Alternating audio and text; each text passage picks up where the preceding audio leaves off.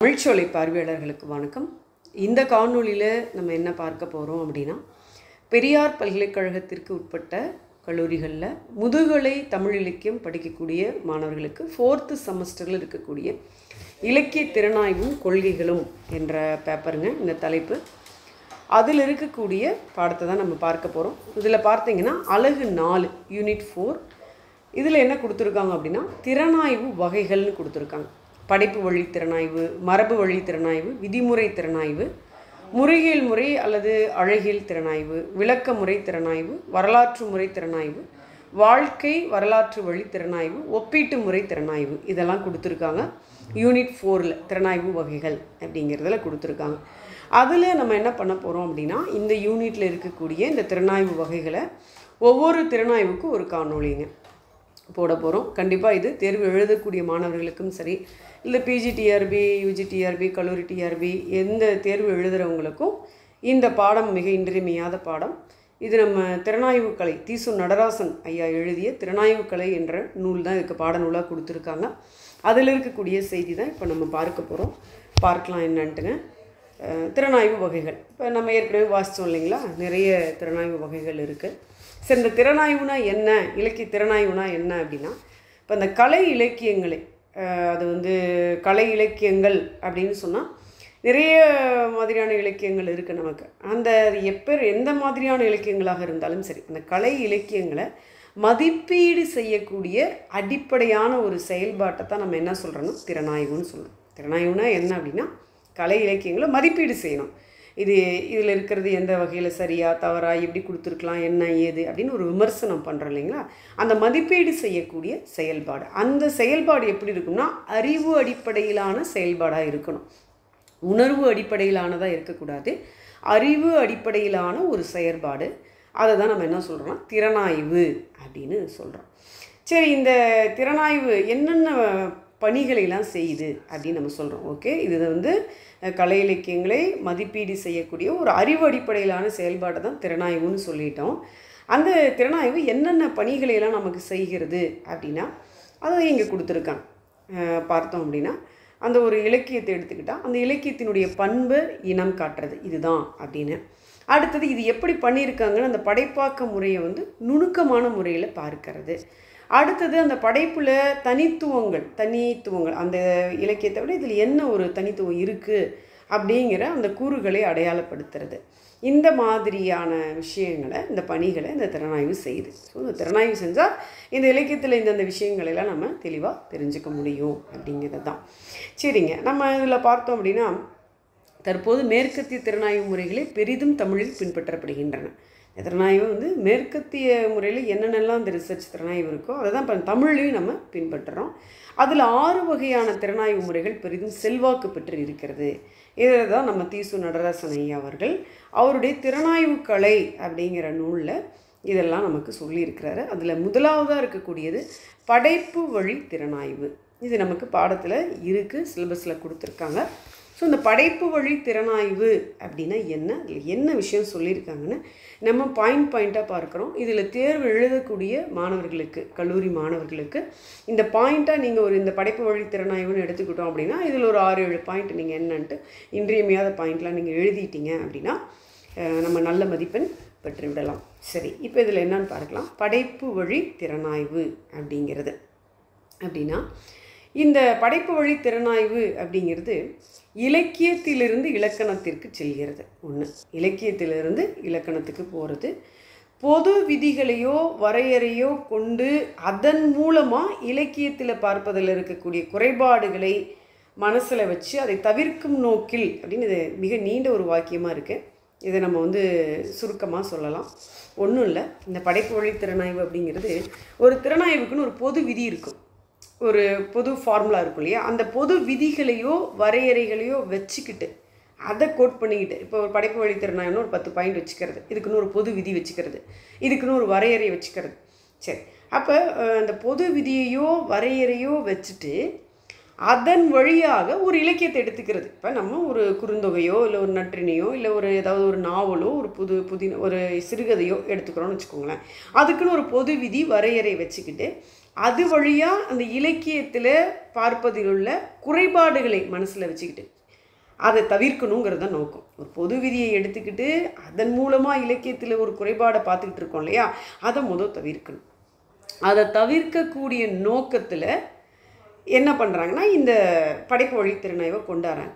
அந்த படைப்பின் வழியாகவே அதுக்குரிய விதிகளை வடித்தெடுக்க வேண்டும். மீண்டும் சொல்கிறேன், ஒரு பொது விதியவோ வரையறையோ வச்சுக்கிட்டு அதன் மூலமாக இலக்கியத்தில் என்ன குறை இருக்குதுன்னு பார்க்குறோம் இல்லையா, அதை முதல்ல தவிர்க்கணும்.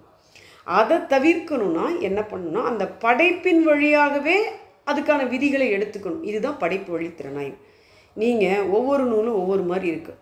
நீங்கள் ஒரே ஒரு காமன் ரூலை வச்சுக்கிட்டு அந்த காமன் ரூலில் அதை பின்பற்றி இந்த நூலில் இருக்கக்கூடிய குறை இப்படி இதில் இப்படி குறைன்னு பார்க்கறத தவிர்க்கணும். இதனுடைய நோக்கமே அதுதான். அவற்றை தவிர்க்கும் நோக்கத்தில் என்ன கொண்டு வராங்கன்னா அந்த நூலில் அந்த படைப்பின் வழியாகவே அதுக்குரிய விதிகளை நம்ம சொல்லணும் அப்படிங்கிறது தான் படைப்பு வழித்திறனாய்வு அல்லது செலுத்து நிலை திறனாய்வு. நீங்கள் செலுத்து நிலைன்னு சொல்லலாம், படைப்பு வழித்திறனாய்வுன்னு சொல்லலாம். அப்போ செலுத்து நிலை அல்லது படைப்பு வழித்திறனாய்வு அப்படிங்கிறதுக்கு என்ன அப்படின்னா என்ன, படைப்பு வழித்திறனாய்வு என்றால் என்ன அப்படின்னு கேட்டால் இதுதான் பதில். யார் சொல்கிறாங்கன்னா திசு நடராசன் ஐயா சொல்கிறாங்க.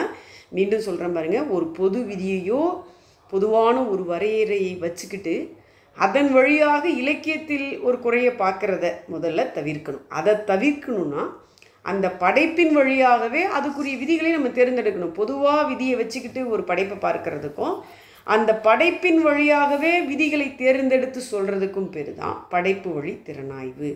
அதனால் இதை நல்லா மனசில் வச்சுக்கோங்க. இதுதான் நமக்கு ரொம்ப முக்கியம். ஏன்னா படைப்பு வழி திறனாய்வுனா என்னன்னு நீங்கள் எழுதணும்.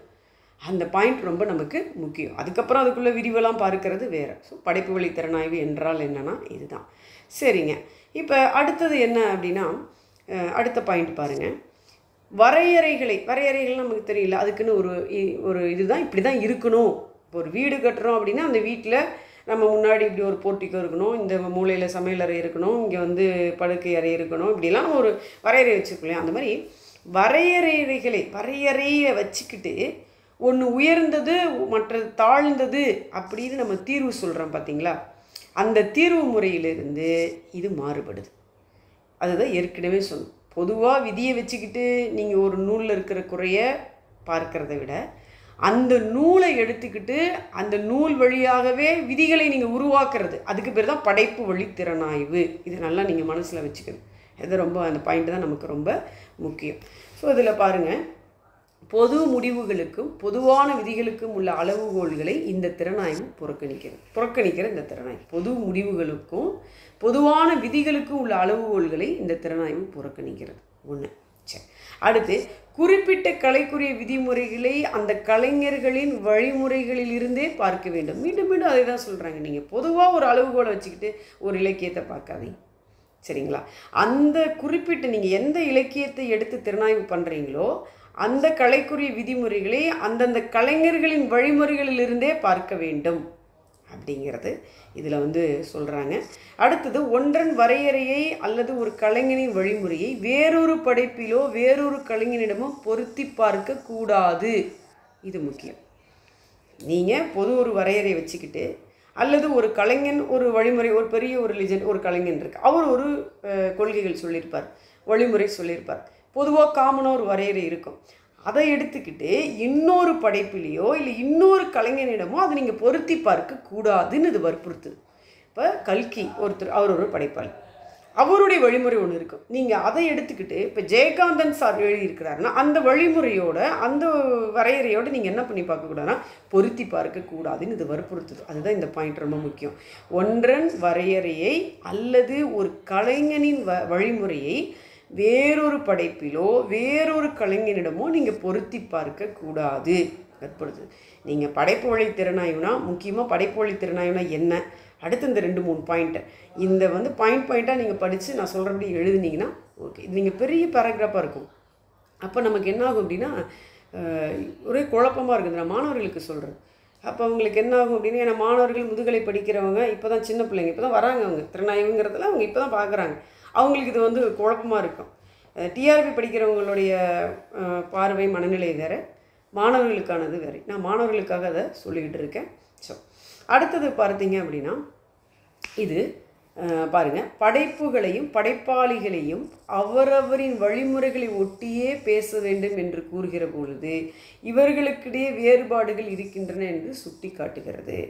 சரி, ஆமாம், ஒரு படைப்பு எடுத்துக்கிறோம், படைப்பாளி எடுத்துக்கிறோம், அவங்கவுங்க வழிமுறைப்படி நீங்கள் அதை திறனாய்வு பண்ணலான்னு சொல்லும் பொழுது அவங்களுக்கிடையே வேறுபாடுகள் இருக்க தான் செய்யும். அதுதான் சொல்கிறேன், ஒன்றோட ஒப்பிடாது. நீங்கள் பொதுவான ஒரு விதியை வச்சுக்கிட்டு அதை நீங்கள் மற்றதுக்கு என்ன பண்ணாதீங்க, அப்ளை பண்ணாதீங்க.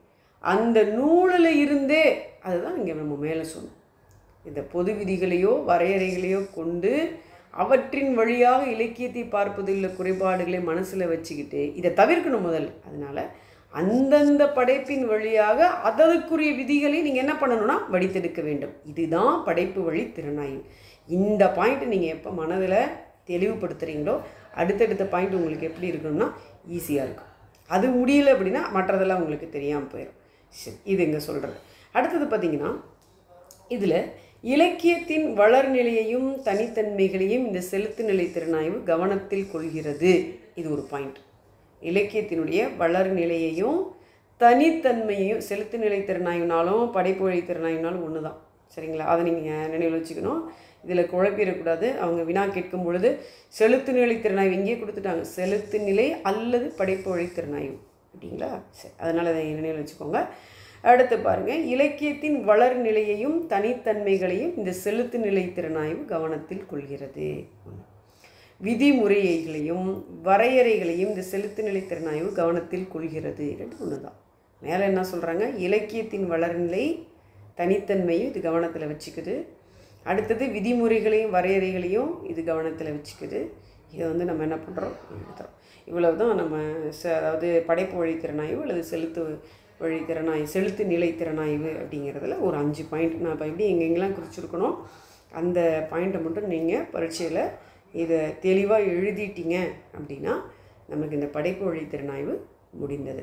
அடுத்த காணொளியில் நம்ம அடுத்த திறனாய்வு பார்க்குறோம். இந்த அழகு 4 யூனிட் நீங்கள் இந்த 4, 5, 2 யூனிட் நல்லா தரவாக படிச்சுக்கிட்டீங்க அப்படின்னா அடுத்த யூனிட்டில் இருக்கிறத இன்றியமையாத பார்த்துட்டோன்னா இந்த பேப்பரில் நம்ம எளிமையாக நல்ல மதிப்பெண் வாங்கிட முடியும். ஸோ மாணவர்கள் இதை பார்த்துட்ருக்கிறவங்க உங்களுடைய நண்பர்களுக்கு இதை ஷேர் பண்ணுங்கள்.